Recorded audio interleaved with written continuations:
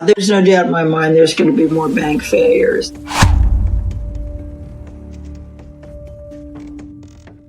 Did you know that a staggering $929 billion in loans will mature in 2024? This ticking time bomb is just one of the factors pushing hundreds of small banks to the edge.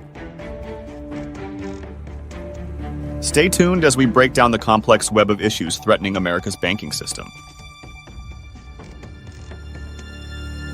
The question is, why are over 280 banks facing significant stress? It's a perfect storm of three main factors: commercial real estate loans, unrealized losses, and higher interest rates. These issues are putting immense pressure on small and regional banks across America. But why should you care? These community banks play a crucial role in local economies, providing credit to smaller businesses and local governments. If they fail, it could have a ripple effect on your town, your job, and even your savings. Join us as we explore the looming crisis that could reshape the American banking landscape in ways you never imagined.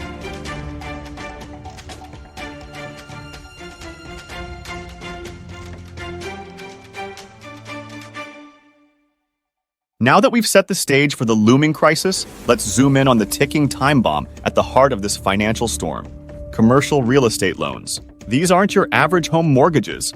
We're talking about loans for office buildings, shopping centers, and apartment complexes. And guess what? Small and regional banks are neck-deep in this market. Why are these loans so important to smaller banks? Well, they don't have the muscle to compete with the big players in other lending areas, so they've carved out this niche for themselves. It's like they've put all their eggs in one basket, and that basket is starting to look a bit wobbly. Here's where things get really interesting. A whopping $929 billion worth of these loans are coming due in 2024. That's not pocket change, it's a mountain of debt that needs to be dealt with, and soon. But wait, how did we end up with such a massive bill coming due all at once? It turns out many lenders kicked the can down the road, extending loans that were supposed to be paid off in 2023. Now that decision is coming back to haunt them.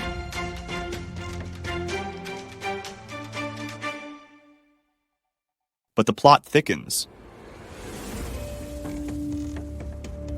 Remember how the Federal Reserve has been raising interest rates? Well, that's thrown a wrench into the works. Higher interest rates mean higher payments for borrowers. And if those borrowers can't keep up with the increased costs, they might just throw in the towel and default on their loans. Now you might be thinking, so what if a few businesses can't pay their loans? We're not talking about a few isolated cases. There's a very real possibility of mass defaults, and that could spell disaster for the banks holding these loans. Picture this: office buildings sitting half-empty as remote work becomes the norm, shopping malls struggling to attract customers in the age of online shopping, and apartment complexes facing high vacancy rates. Each of these scenarios could lead to borrowers defaulting on their loans, leaving banks holding the bag. And remember, it's not the big Wall Street banks that are most at risk here. It's the smaller community banks that have bet big on commercial real estate. If these loans start going bad en masse, it could push many of these banks to the brink of failure. The potential fallout from this situation is staggering.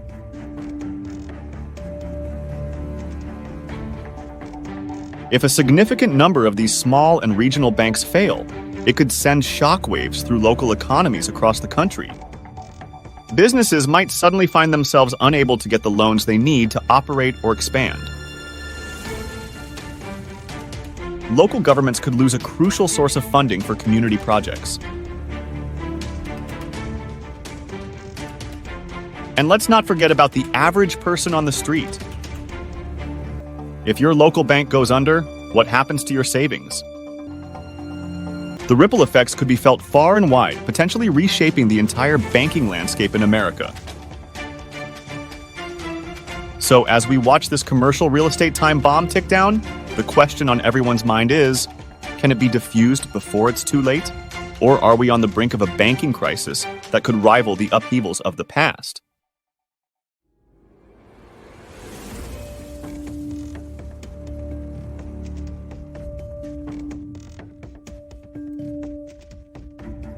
You might think commercial real estate loans are the only threat to small banks, but there's another danger lurking beneath the surface.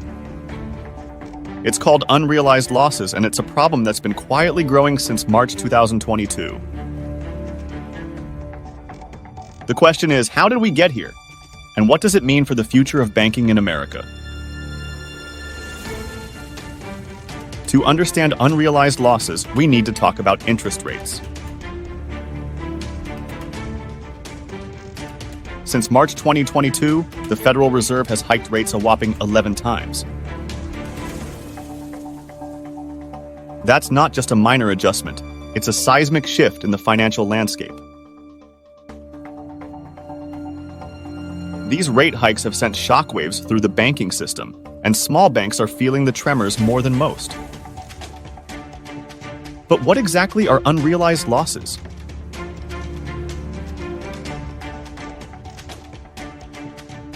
Simply put, they're decreases in the value of assets that banks hold but haven't sold yet. It's like owning a house that's worth less than what you paid for it, but you haven't sold it, so you haven't officially lost any money. Sounds harmless enough, right? Wait until you hear how these losses are piling up. Remember those 11 rate hikes? Well, they've done a number on the value of bonds and other fixed-rate assets that banks hold. Let's say a bank has a bond paying 3% interest. That was a great deal when interest rates were low. But now, with new bonds paying 6%, that 3% bond looks about as attractive as a flip phone at an Apple store. Rates being much higher than they were a couple of years ago, it means the value of fixed-rate assets has gone down very significantly, and that's an embedded loss going to show up one way or another over time. Now you might be wondering, if these losses aren't realized, why should I care?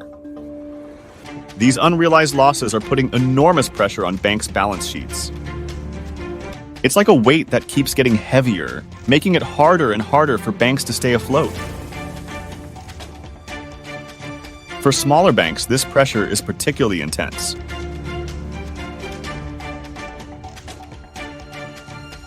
They often have fewer resources and less diverse portfolios than their larger counterparts. It's like they're trying to weather a storm in a rowboat while the big banks are in cruise ships. But the real danger isn't just in the numbers, it's in people's heads. Banking is all about confidence. If depositors start to worry that their bank might be in trouble, they might decide to pull their money out. And if enough people do that, even a healthy bank can find itself in deep water.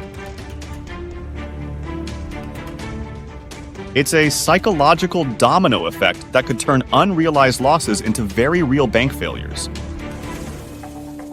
So what's being done about this hidden threat?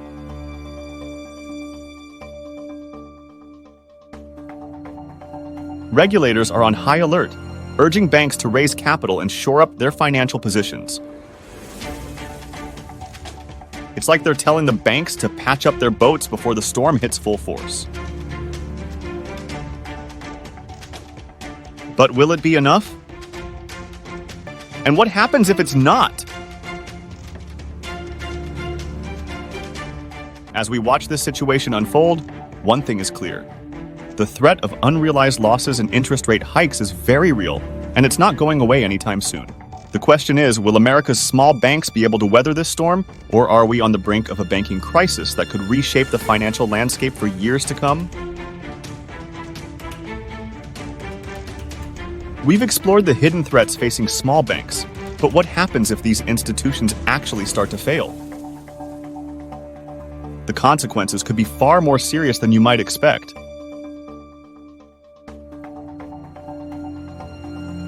Let's take a closer look at the potential domino effect that could ripple through our economy and reshape our communities.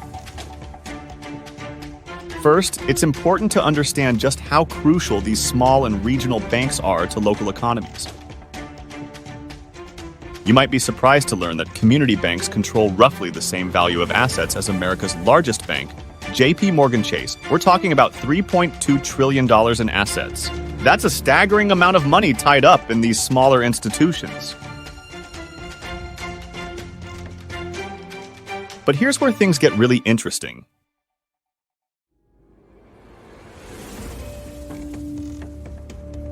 These aren't just nameless, faceless banks.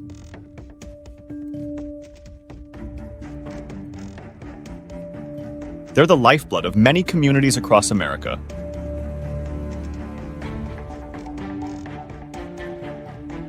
They support smaller and medium-sized businesses, local governments, and nonprofits. If these banks start to fail, it's not just numbers on a balance sheet that are affected, it's real people and real communities. A lot of these smaller banks support communities away from the coast. You're essentially hamstringing the economic development in those communities. Imagine your local businesses unable to get loans to expand, your town unable to fund essential services, your favorite local charity struggling to stay afloat. The ripple effects could be felt far and wide.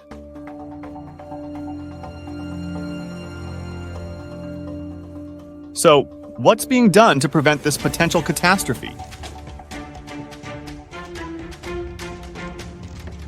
Regulators aren't sitting idly by. They're taking action, but much of it is happening behind the scenes. It's like they're trying to shore up the foundations before the storm hits. Now, you might be wondering about your own money. What happens if your bank fails? Well, there's some good news on that front. The FDIC insurance acts as a safety net, ensuring depositors are paid up to at least $250,000 per individual per bank, per ownership category if a bank fails. It's not a cure-all, but it does provide some reassurance against widespread panic. But here's the kicker. Despite all these efforts, some bank failures seem inevitable. It's a sobering admission from one of the most powerful figures in the financial world. The Federal Reserve is working closely with banks that have high commercial real estate concentrations, trying to ensure they have enough capital and are being truthful about their financial positions. It's an ongoing dialogue aimed at mitigating risks and managing the situation proactively. But the question remains, will it be enough? As we watch this situation unfold, one thing is clear. The potential economic consequences of bank failures are significant, and the regulatory response is in full swing. But only time will tell if these efforts will be enough to prevent a crisis that could reshape the American banking landscape for years to come.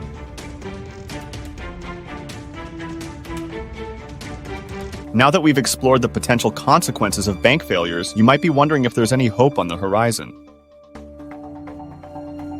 The question is, can this looming crisis be averted?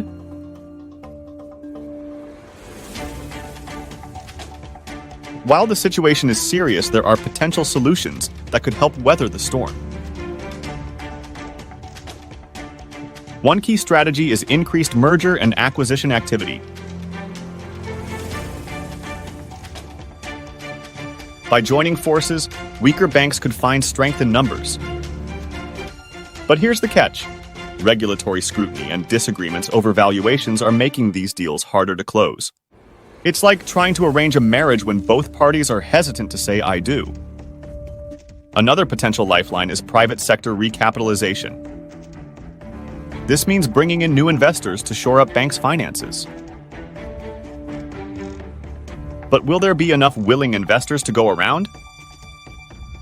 That's the million-dollar question. Regulators are also playing a crucial role, working closely with banks to manage capital and improve stability. But as some analysts have acknowledged, some small and medium-sized bank failures are inevitable. Stress in the banking system is expected to play out over the next few years, with ongoing discussions likely to continue.